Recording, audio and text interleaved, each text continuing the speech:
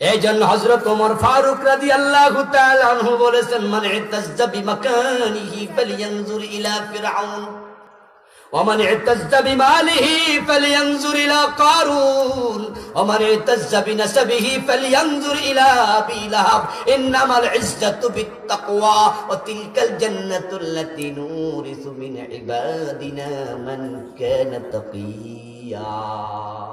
সুবহানাল্লাহ পড়েন, সুবহানাল্লাহ।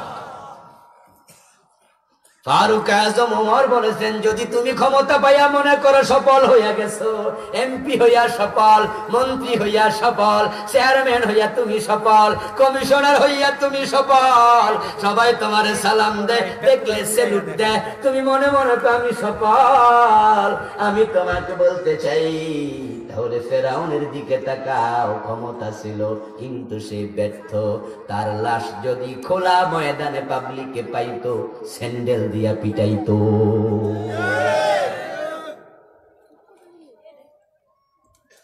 কেউ কেউ আছে একটু টাকা পয়সা হইলে অহংকারী হইয়া যায়, মনে মনে আমি সফল চাকরিজীবী, কারণ আমার বেতন মাসে 5 লাখ, আমি সফল ব্যবসায়ী, মাসে কামাই করি 1 কোটি টাকা, আমি সফল রাজনীতিবিদ, আমি রাজনীতি করে এমন পয়সা কামাইছি, 10টা 5টা ইন্ডাস্ট্রির মালিক, টাকা আছে, সফলতা আছে।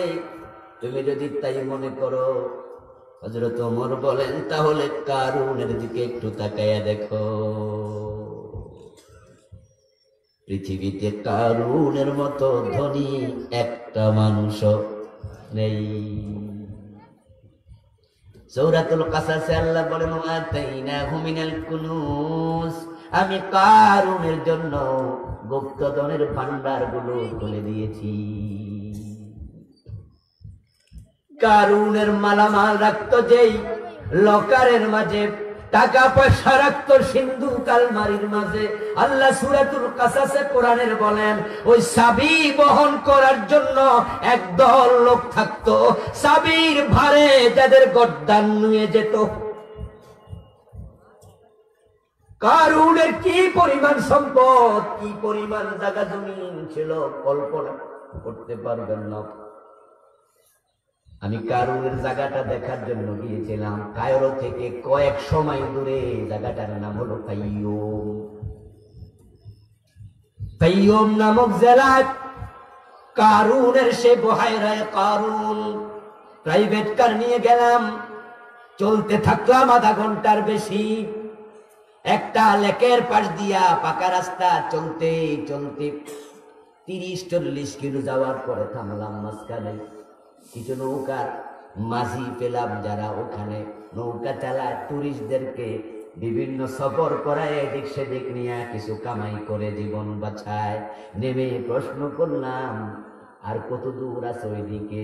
বলল, যতটুকু আসছেন তার চেয়ে আরো বেশি আছে। জিজ্ঞাসা করলাম, ওই তীর কত দূরে? চোখে তো দেখা যায় না। তারা উত্তর দেয়, জীবনে তারা কোনোদিন ওই তীরে যায় নাই। এই সবটা কারুনের ধ্বংসাবশেষ, এর জায়গা। আল্লাহ তার সম্পদ, তার মেল, তার ইন্ডাস্ট্রি, তার চরণ ভূমি, তার পশু, তার ক্ষেত খামার, তার সম্পদ সবটা নিয়ে তারে দশায়া দিছে। সে ব্যর্থ হয়েছে, সফল হয় নাই। পয়সাওয়ালা কারুন ব্যর্থ, ক্ষমতাওয়ালা ফেরাউন ব্যর্থ। এবার আপনাদের কাছে জানতে চাই, গরিব বেলাল, দাস বেলাল, ওই কালো বেলাল সফল না ব্যর্থ? আরেকটু জোরে বলেন, বেলাল সফল না ব্যর্থ? বেলালের কি ফেরাউনের মতো ক্ষমতা ছিল? কারুনের মতো টাকা পয়সা ছিল? কিন্তু সফল, কারণ বেলালের কপালে জান্নাত আছে। নবী মুহাম্মদ সাল্লাল্লাহু আলাইহি ওয়াসাল্লাম বলেছেন, মেরাজ থেকে ফিরে এসে বেলাল, আমি জান্নাতে ঢুকেছি, আমার আগে আগে তোমার পায়ের শব্দ শুনেছি।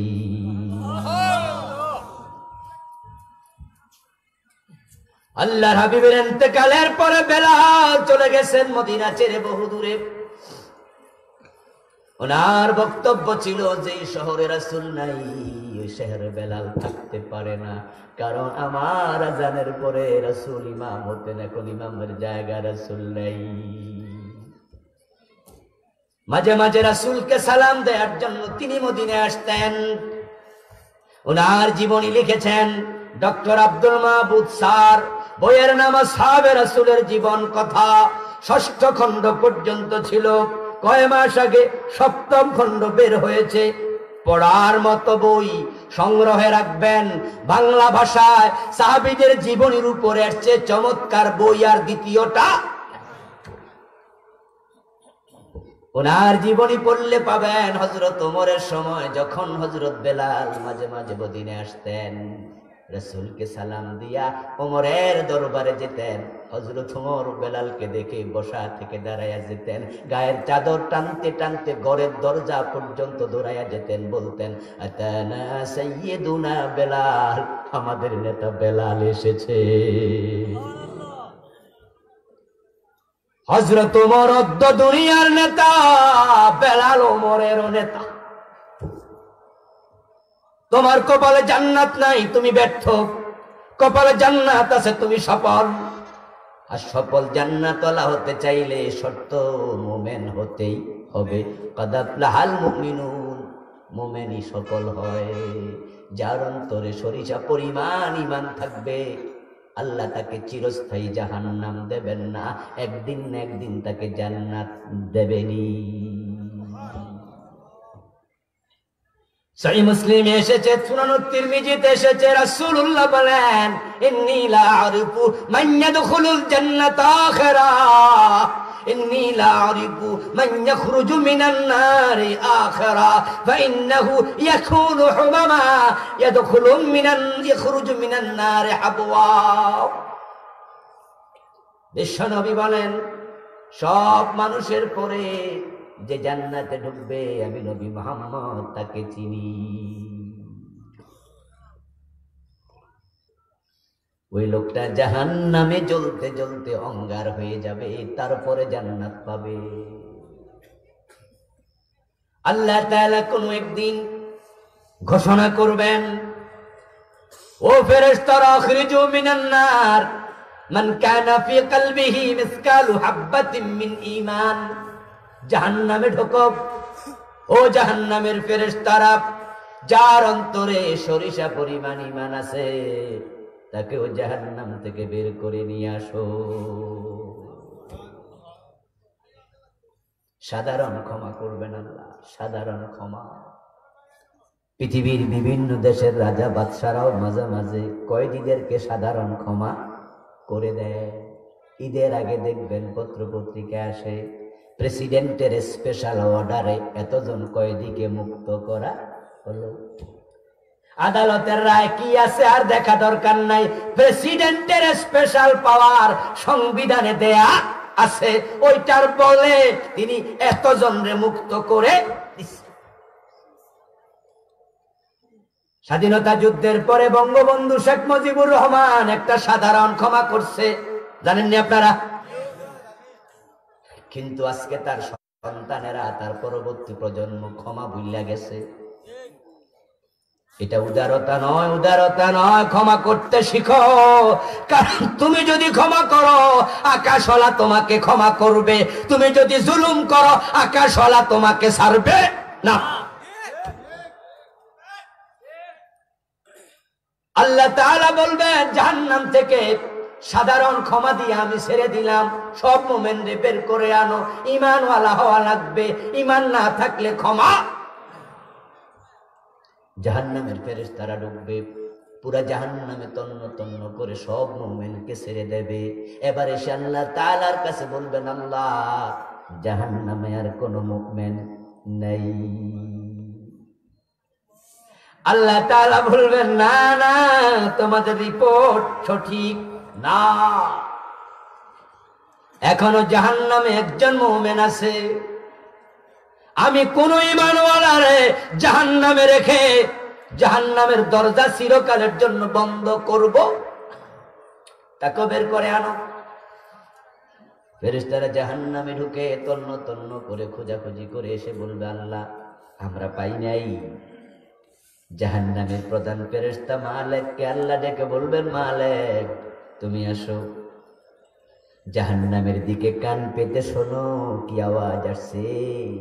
মালিক ফেরেশতা জাহান্নামের দিকে কান পেতে শুনতে পাবেন আগুনের তর্জন গর্জনের সাথে সাথে একটা শব্দ বের হচ্ছে, সুবহুন কুদ্দুসুন রব্বুনা রব্বুনা ও রব্বুল মালাইকাতি ওয়ার রূহ।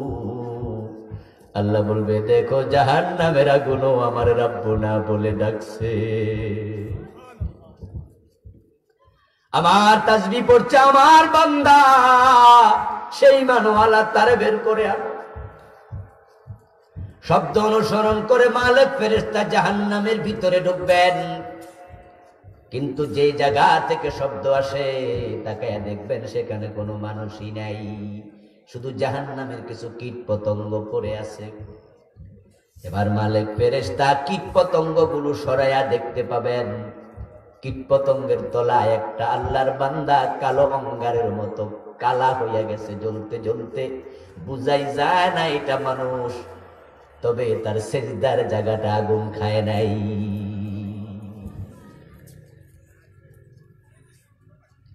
তাকুলুন নার মিন ইবনে আদামা কুল্লাহু ইল্লা আসরাস সুজুদ।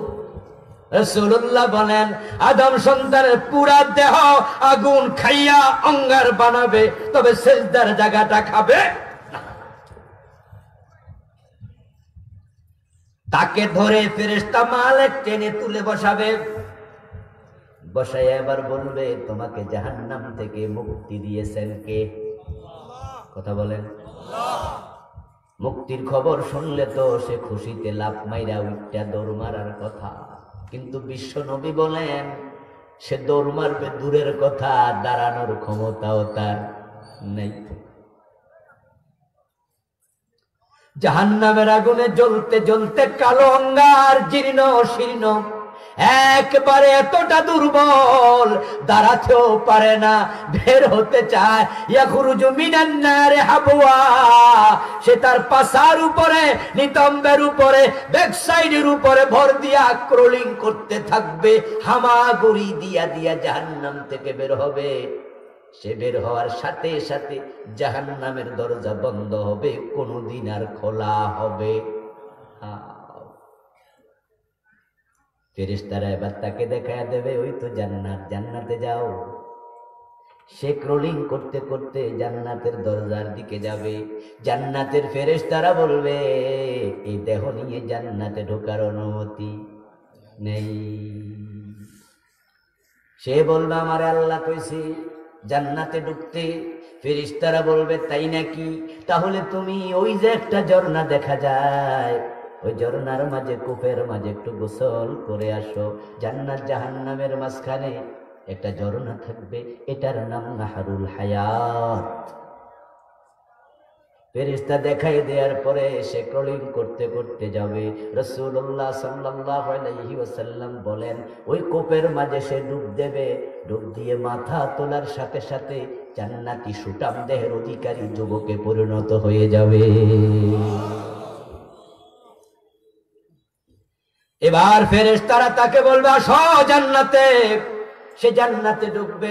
ফায়ুতাখায়্যালু ইলাইহি আন্নাহা মালাআ, কিন্তু জান্নাতে ঢোকার পরে তার কাছে মনে হবে বাড়িঘর সব দখল। বিশাল প্রাসাদ, ভিতরে দেখা যাচ্ছে বিশাল বড় বড় বিল্ডিং, তবে গেটের মাঝে লেখা আবু বকরের নাম। সে বুঝে নেবে এটা আবু বকরের, ওটা ওমরের, ওটা ওসমানের। সে হন্য হয়ে ঘুরবে, সব বাড়ি দখল, জায়গা তো আর নাই। সে এবার বলবে, আল্লাহ জান্নাত দিলা, ঢুকতে দিলা, একটু জায়গা দিবা না? আল্লাহ বলবে, খুঁজে নে, বান্দা আছে তোর জন্য বরাদ্দ আছে, খুঁজে নে। সে 3 বার খোঁজার পরে বলবে, আল্লাহ আমি তো পাই না। আল্লাহ বলবে, তেমন না, তাহলে তুই আবার আমার কাছে চা, তুই চাইলে আমি দেব, বল কতটুকু দিব। তখন সে বলবে, আল্লাহ জাহান্নাম থেকে মুক্তি দিয়েছো, এটাই তো বড় পাওয়া, এখন সামান্য দিলেই আমি খুশি। রাসূলুল্লাহ অট্ট হাসি দিলেন, এমন হাসি দিয়ে হাদিস বললেন উনার মাড়ির দাঁত দেখা গেল। তিনি বলতেছেন তখন আল্লাহ বলবে সামান্য নয়, ফাইন্না লাকা মিসলাদ দুনিয়া ওয়া আশরা আমসালিহা, আমি তোর জন্য জান্নাতে দুনিয়ার মতো 10 দুনিয়া জায়গা রেখেছি।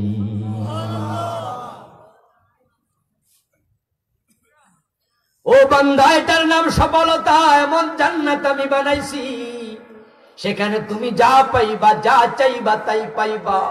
সেখানে আমি নিয়ামত দিয়ে জান্নাত ভরে রেখেছি, তোমার জন্য প্রস্তুত করেছি, সব আছে। এই জান্নাত যে মুমিন পায় সেই সফল হয়ে যায়। এখন আপনারা যারা আমার সামনে পিছে ডানে বামে আছেন, সবার অন্তরে জান্নাত পাওয়ার শখ আছে না নাই?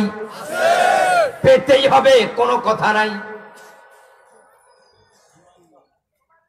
কিন্তু জান্নাত পাওয়ার জন্য সকল মুমিনের কিছু গুণাবলী আছে। আল্লাহ সেই গুণাবলীগুলো এবার বলছেন, আল্লাযীনা হুম ফি সালাতিহিম খাশিউন।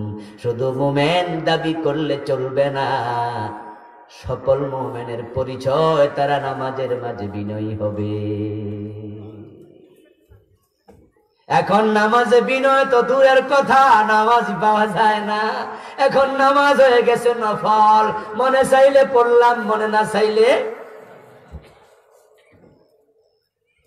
সালাউদ্দিন মাক্কি ভাই আওয়াজ করেছেন নামাজ নিয়ে শেষ দিকে কয়েক মিনিট, মনে আছে তো? কি ভুলে গেছেন নাকি? উনি বলছেন ছিদ্র দিয়া পড়া যাবে, আমল করবেন কাম নাই, নামাজ নাই। উনি মোবাইলের উদাহরণ দিছে না, ফেসবুকে অ্যাকাউন্ট খুলতে হবে, অপশন একটার পর একটা, প্রথমে যেটা চাই সেটা দাও, তারপরে দ্বিতীয়টা দাও, তারপরে তৃতীয়টা।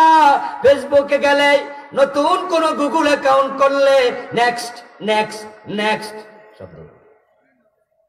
সিরিয়াল মতো না গেলে কাম হবে না। ইসলামের মাঝে ইমানের পরেই নামাজ। যার নামাজ নাই, ইমানের দাবি করার কোনো সুযোগও নেই। নামাজ এমন এক ইবাদত যেটা দেহ থেকে মাথা আলাদা হবে না, হলে দেহ বাঁচবে না। ঠিক এজ লাইক এস, তোমার জীবন থেকে নামাজ আলাদা হবে না, যদি হয় তোমার ঈমান বাঁচবে না। এখন পরিতাপ, মসজিদগুলো খালি। ফজরের টাইমে সালাম ফিরে পিছনে তাকায় দেখবেন মসজিদে মুসল্লি নেই। বাবা নামাজে গেছে, যুবক ছেলেটারে নামাজে নেয় না, উল্টা আরো কম্বল টাইনা দেয়। অথচ বন্ধু যার নামাজ নাই, ঈমান নাই, ঈমান নাই। ইবনে ওমর ইবনে মাসউদ রাদিয়াল্লাহু তাআলা আনহুমা দুজনের একরকম বক্তব্য, লা দীনা লিমান লা সালাতা লাহু, যার নামাজ নাই তার দিন নাই। বিশ্ব নবীর বক্তব্য, মান তারাকা সালাতাম মুতাআম্মিদান ফাকাদ কাফার, যে ইচ্ছা করে নামাজ ছেড়ে দিল সে কুফরি করলো। নামাজ হলো কাফের এবং মুমিনের মাঝখানে চিহ্ন। যার নামাজ নাই, ঈমানের কোনো চিহ্ন নেই। এ দাড়ি ঈমানের চিহ্ন নয়, কারণ রবীন্দ্রনাথের মুখের দাড়ি আমার চেয়েও বড় ছিল। এ টুপি ঈমানের চিহ্ন নয়। মিস্টার গান্ধীর মাথায়ও টুপি ছিল। পাগড়ি ঈমানের চিহ্ন নয়। মনমোহন সিংয়ের মাথায়ও পাগড়ি আছে না নাই? কিন্তু নামাজ পৃথিবীর কোন জাতি পড়ে না, শুধুমাত্র মুসলিমে পড়ে। তাই যার নামাজটা নাই, তার ইসলামের পরিচয়টাও নেই।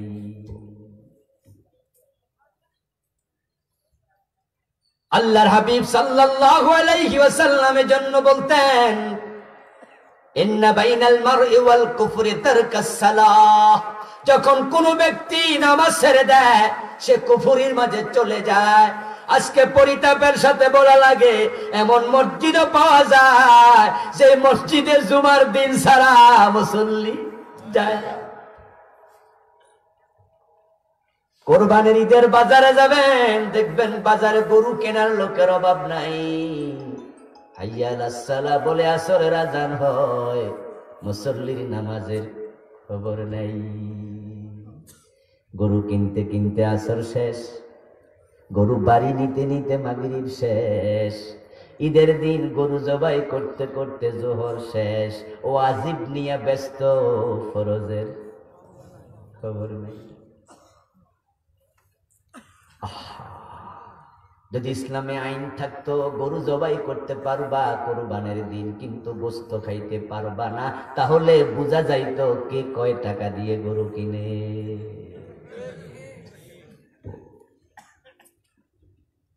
ওয়াজিবের জন্য মহব্বত, ফরজের খবর নাই। ওই যে এক বেড়া মদ খাইতেছে, মোষ দিছে তোলা, তোলা দিয়া মোষ মদ খাচ্ছে। পাশের একজন জিজ্ঞেস করলো, কিরে ভাই এটা আবার কি স্টাইল? কোনা স্টাইল না, হুজুর ওয়াজ করছে মোষে লাগলে মাকরু হয়। মোষে লাগলে কি হয়? খাইতেছে কি কি সুফি। সাবধান মুসলমান, নামাজ দেহ থেকে আলাদা হবে না, জীবন থেকে আলাদা হবে না। এজন্য ইসলামে নামাজ মাফের কোনো নিয়মই নাই। তুমি যত অসুস্থ হও দাঁড়ায়া নামাজ পড়ো, না পারলে বসে পড়ো, সামর্থ্য নাই শুইয়া পড়ো, মাপের নিয়ম নাই। গায়ে তেল পড়েছে, গরম পানি পড়েছে, বিদ্যুতের শক খেয়েছ, ডাক্তার পুরা বডি প্যাকেট বানায়া দিছে ব্যান্ডেজ করে, বলছে 1 সপ্তাহ পানি লাগানো যাবে না। ইসলাম বলে পানি নাই, তায়াম্মুম করেও পড়তেই হবে, নামাজ মাফ নাই। সেন্ট মার্টিন দ্বীপে যাবেন, টেকনাফ থেকে উঠেছেন লঞ্চে, লঞ্চ চলতে চলতে এমন জায়গায় গেছে বঙ্গোপসাগরের চারিদিকে তাকালে পানি ছাড়া কিছু দেখা যায় না।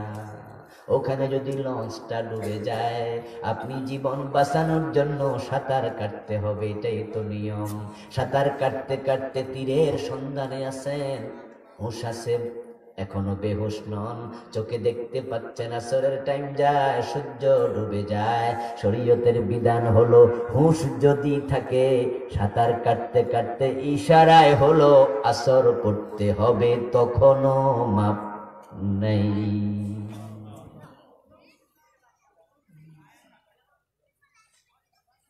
এখন এই নামাজটা শুধু নামাজ নয়, খাশিঈনদের নামাজ। তারা সফল মোমেন যারা নামাজে বিনয়ী, কিন্তু এখন বিনয়ী নামাজি কই? নামাজে খাড়ায়া মশা মারে। হুজুর যদি সেজদা সুবহান রাব্বিয়াল আলা একটু ধীরে ধীরে পড়ে, মুসল্লি এক নিঃশ্বাসে 3 বার পয়রা হুজুর রে মিস কল দে, সেজদার মাঝে কাশ দে, কাশ মানে হুজুর আমার তো শেষ, আপনি কদ্দুর গেছেন। যে মসজিদে যত তাড়াতাড়ি নামাজ হয়, রমজানে দেখা যায় সে মসজিদে মুসল্লি বেশি হয়, ঠিক না? আর যে মসজিদে সুন্নাত তরিকা নামাজ, সুন্দর নামাজ, খুশু খুদুর নামাজ, মুসল্লি নেই। হুজুর যদি সুন্নাত তরিকা নামাজ পড়ে, তাহলে সে 31 শ্বাসে 2 আয়াত পড়বে না। রাসূলুল্লাহ সাল্লাল্লাহু আলাইহি ওয়াসাল্লাম এক নিঃশ্বাসে 2 আয়াত পড়তেন না। ওনার জীবনী হাদিসের আলোকে আমি তুলে ধরেছি, পুরা নামাজের জীবনী, ওনার নামাজওয়ালা জীবন, কিভাবে নামাজ পড়েছেন। হাদিসের বৈচিত্র্যে পূর্ণাঙ্গ নামাজ আমার লেখা একটি বই, আমি সব এনেছি। এখানে হাদিস এনেছি, আল্লাহর হাবিব পড়তেন আলহামদুলিল্লাহি রাব্বিল আলামিন, সুম্মা ওয়াকাফা, আর রহমানির রহিম, সুম্মা ওয়াকাফা, মালিক ইয়াউমিদ্দিন, সুম্মা ওয়াকাফা। প্রতিটা আয়াত পরে পরে ওয়াকফ করতেন। আর আমাদের ইমাম এক নিঃশ্বাসে সূরা ফাতিহা, যদি আস্তে ধীরে পড়ে, 2 রাকাত পরে সালাম ফিরানোর পরে সভাপতি সাহেব আস্তে কইরা কচ্ছপের মতো মাথাটা সামনে নিয়া ইমাম সাহেবের কানে কানে কয়, হুজুর আরো তাড়াতাড়ি করেন। যে স্টাইলে পড়তেছেন মুসল্লি কিন্তু থাকবো না। হুজুর তারাবি হচ্ছে তো তাড়াতাড়ি। কেউ কেউ হুজুর ওয়াজ করে তারাবি অর্থ নাকি তাড়াতাড়ি, শব্দের মিল আছে তো। অথচ তারাবি শব্দের অর্থ হলো বিশ্রাম করা, ধীরস্থির ভাবে কাজ করা। এমন নামাজ হুজুর পড়তেছে, আলহামদুলিল্লাহ বুঝা যায়, শেষে ওয়ালা দাল্লিন বুঝা যায়, মাঝখানে বুঝা দূরের কথা যিনি পড়ে নিজেও। এমন নামাজ আছে না? এটা খুশুর নামাজ, এটা খুশুর নামাজ। নামাজে দাঁড়াইছে, গরমকালে মশা টশা কামড়ায়, নামাজে খাড়াইয়া মশা থাপ্পড় দিয়া মারে, শুধুমাত্র গায়েরটা মারে না, যেটা উইরা যায় সেটাও ধরে। নামাজে আছে উনি এই গ্রামের নাম কি? দক্ষিণ বাগ, কলাজুরা। মন চলে গেছে বড় লেখা, এমন নামাজ আছে না নাই? অথচ আল্লাহ আপনার সামনে দাঁড়ায় আছে, আল্লাহরে সামনে রাইখে আপনার মন কলাজোড়া চলে গেছে। সালাম ফিরানোর পরে এ নামাজ আল্লাহ তোমার চেহারার মাঝে ফিকে মারবে। এই জন্য নামাজ হবে খুশু খুদু সহকারে। রাসূল যেভাবে পড়েছেন আমাদেরকে সেভাবেই পড়তে চেষ্টা করতে হবে। কিন্তু এখন নামাজের মাঝে চলছে ঝামেলা। মসজিদে ঢুকছে, ঢুকে দেখে একামত চলতেছে। আমাদের দেশে কত মুসল্লি পাওয়া যায়, একামত হুজুরে দেখ, ইমাম নামাজ পড়াক, আমি সুন্নাতটা পড়া লই। অথচ বিশ্ব নবীর বক্তব্যে দাও কিমাতিস সালাতু ফালা সালাতা ইল্লাল মাকতুবা, যখন একামত হয়ে যাবে ফরজ নামাজ ছাড়া আর কোন নামাজ পড়া যাবে না। এখন মুসল্লি সুন্নাহ পড়তেছে, ইমাম ফরজ পড়তেছে, রাসূলুল্লাহ করছে নিষেধ, আপনি নিষেধ উপেক্ষা করলেন কেন? বিশেষ করে ফজরের টাইমে গেলে এগুলো বেশি দেখা যায়, কারণ মনে করে ফজরের কেরাত লম্বা আছে, আমি সুন্নাত পড়াও হুজুরের ফামু, হুজুর আর যাইব কই? রাসূলুল্লাহ সাল্লাল্লাহু আলাইহি ওয়াসাল্লাম ফজরের নামাজ পড়লেন, ইকামতের পরে কোন এক সাহাবী সুন্নাহ পড়ল, বিশ্বনবী ফলো করলেন, নামাজের পরে তাকে ডাকলেন, ডেকে বলতেছেন আমরা নামাজ শুরু করেছি ফরজ, তুমি পড়লে সুন্নাহ, তোমার কাছে কোনটার গুরুত্ব বেশি, তোমারটা না আমারটা? তোমারে কোয়া লাগবো। আপনাদের কাছে আমি জানতে চাই, গুরুত্ব ফরজের বেশি না সুন্নাতের বেশি? 1,00,000 সুন্নাত যদি এক পাল্লায় দেয় 2 রাকাত ফরজের সমান হবে না। আপনার মা যদি মরে যায়, মায়ের অভাব পূরণ করবে এমন খালা কয়জন হইলইব? কথা কয় না, কয়জন খালা এক জায়গায় দাঁড়া করাইলে মায়ের মতো হইব? সিস্টেমই নাই। 1000 খালা মায়ের অভাব পূর্ণ করে না, সুন্নাহ কখনো ফরজের সমান হয় না। এখন আমরা ফরজ চলছে, আপনি সুন্নাহর নিয়ত বানলেন, প্রমাণ হয়ে গেল আপনার কাছে ফরজের সুন্নাহর গুরুত্ব বেশি। কোন কোন আলেমরা বলেন ফজরের টাইমে পারা যাবে, অন্য ওয়াক্তে পারা যাবে না। তাদের কথাগুলো একবারে বাতিল, একেবারে বাতিল। কারণ যেই সাহাবী কয়েকজনের আমল পাওয়া যায়, আমি তাদের আমলগুলো আমার বইতে এনেছি, নাম সহ, পৃষ্ঠা নাম্বার সহ, কোন সাহাবী এই কাজ করেছে সেটাও সাথে সাথে এনেছি। বিশ্বনবী তাদেরকে ধমকাইছে, পড়লা কেন? এতে বোঝা যায় যে সাহাবীরা ফজরের টাইমে কামটা করছে, রাসূলের নিষেধাজ্ঞার হাদিস হয়তো তাদের কাছে পৌঁছে নাই।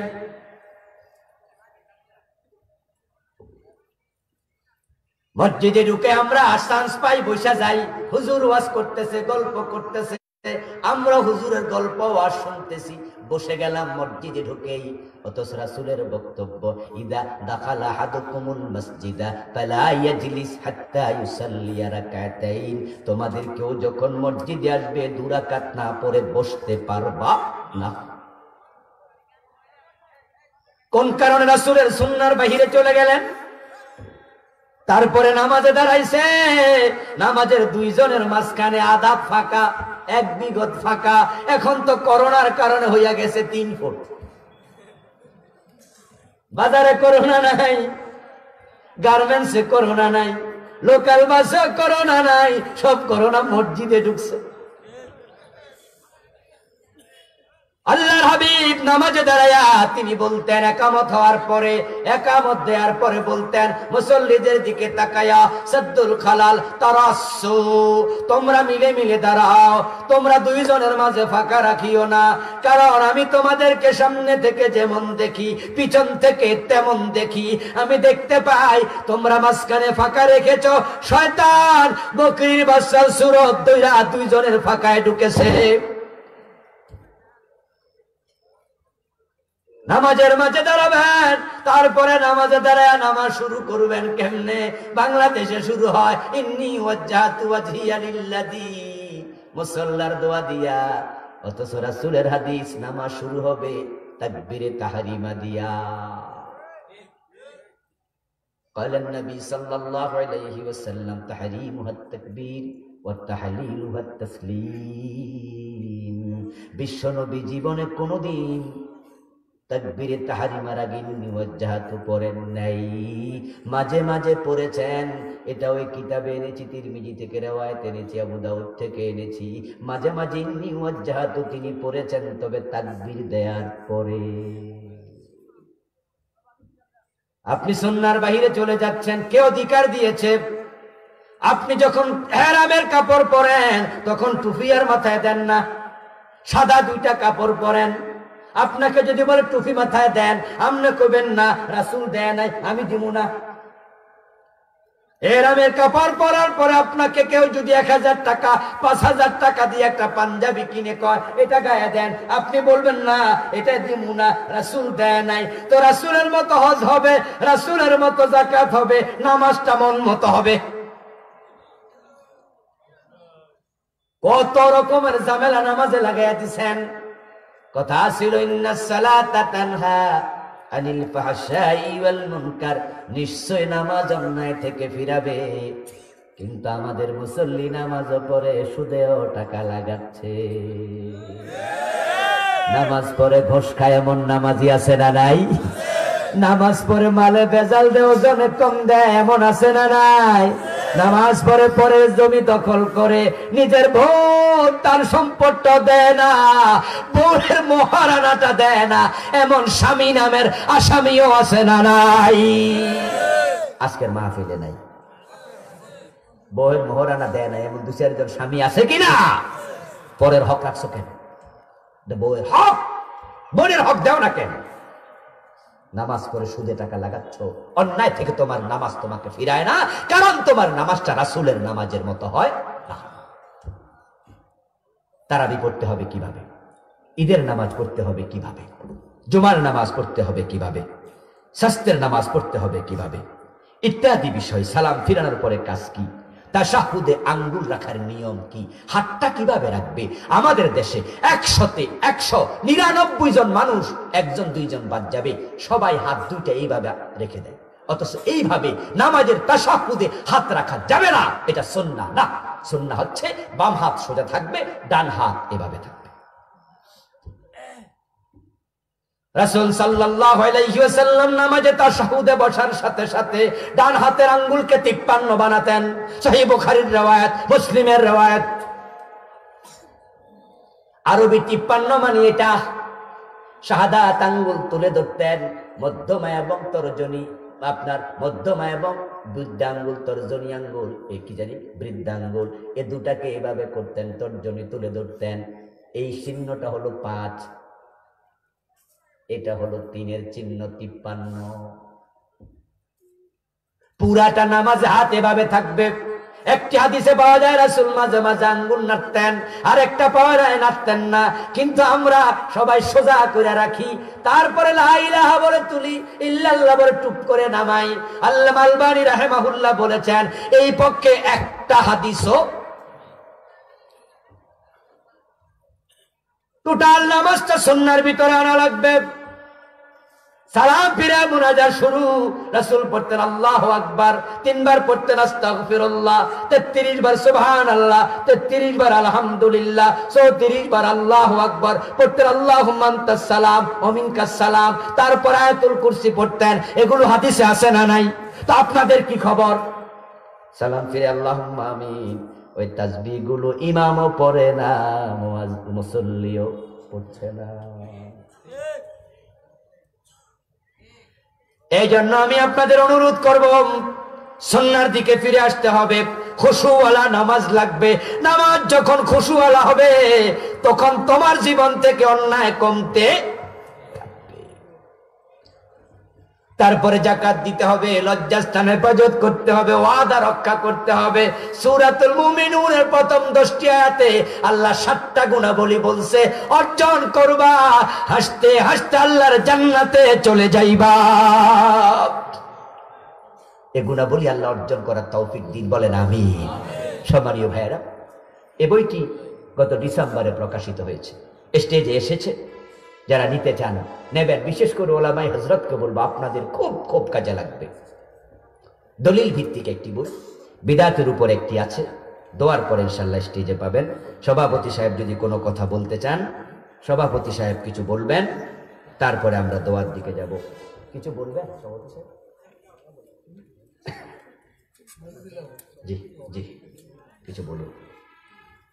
আপনারা উঠবেন না প্লিজ, আমরা দোয়া করে যেতে চাই। মাহফিল কমিটি দোয়া চেয়েছেন।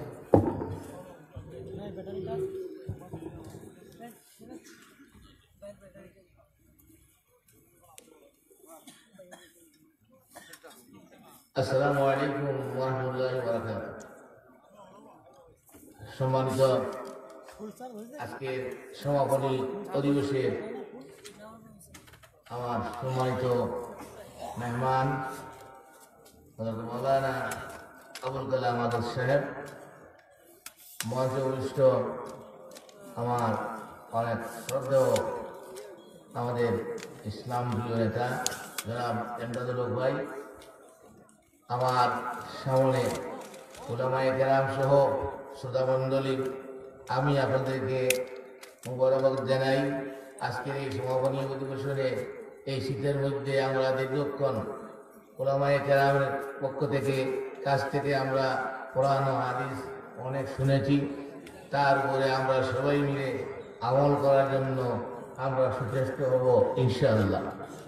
আমরা যারা এসেছি সবাইকে ধন্যবাদ জানাই।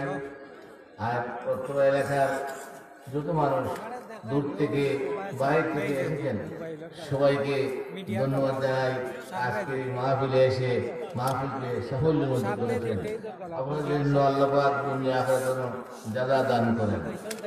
সম্মানিত সুধীমণ্ডলী, আমি আর বক্তব্য দিতে করবো না। আজকের এই সমাপনী অধিবেশনের সমাপ্তি ঘোষণা করলাম। আল্লাহ হাফিজ। আসসালামু আলাইকুম ওয়া রাহমাতুল্লাহি ওয়া বারাকাতুহু।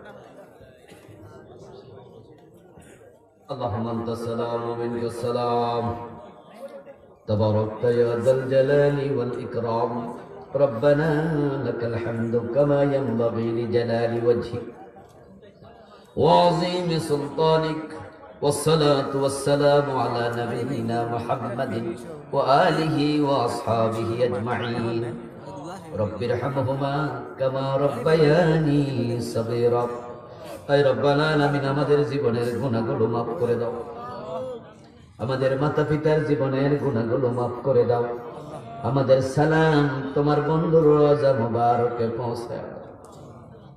হে আল্লাহ, জুবেনাইল সোসাইটির উদ্যোগে আয়োজিত আজকের তাফসীর মাহফিল তুমি কবুল করে নাও। সে দুপুর থেকে শুরু করে গভীর রাত পর্যন্ত উলামায়ে হযরত যে কথাগুলো বললেন, হক কথাগুলো আমাদের আমল করার তৌফিক দিয়ে দাও। আয় রাব্বাল আলামিন, আমরা যারা হাত তুলেছি, কারো মা নাই, কারো বাবা নাই, দাদা নাই, দাদি নাই, নানা নাই, নানি নাই, আপনজন প্রিয়জন চলে গেছে কবরে, সবার কবরে হাদিয়া পৌঁছায় দাও, সবার কবরকে জান্নাতের টুকরা বানায়া দাও। আজকের মাহফিলের জন্য যারা টাকা দিলেন, পয়সা দিলেন, বুদ্ধি পরামর্শ দিলেন, মাহফিলে এসে মাহফিলকে সফল করলেন, সকলের আপনজনের কবরে হাদিয়া পৌঁছায়া দাও। সবার সব দান তুমি মেহেরবানি করে কবুল করে নাও। সোসাইটি এই সংস্থাকে তুমি কবুল করে নাও। আল্লাহ, এই সংস্থার সকল সদস্য, সভাপতি সহ সভাপতি, সেক্রেটারি সহ যত ভাইয়েরা এর সাথে সম্পৃক্ত, এই সবগুলা যুবককে হযরত ওমরের মতো ঈমান দিয়া দাও। তাদেরকে হযরত খালেদ সাইফুল্লাহর মতো দিনের মুজাহিদ বানায়া দাও।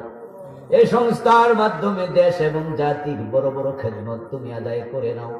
আয় রাব্বাল আলামিন, এ আল্লাহ 24তম মাহফিল চলছে, এই মাহফিল যুগ যুগ ধরে তুমি চলমান রেখে দাও।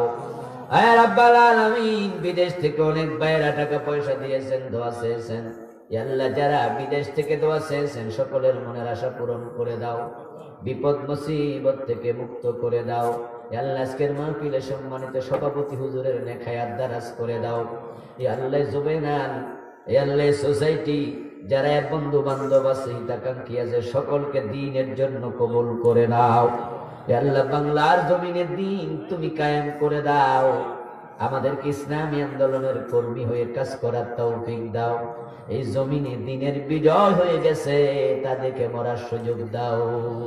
وصلى الله تعالى على نبينا محمد وآله وأصحابه أجمعين. سبحان ربك رب العزة عما يصفون وسلام على المرسلين والحمد لله رب العالمين. والسلام.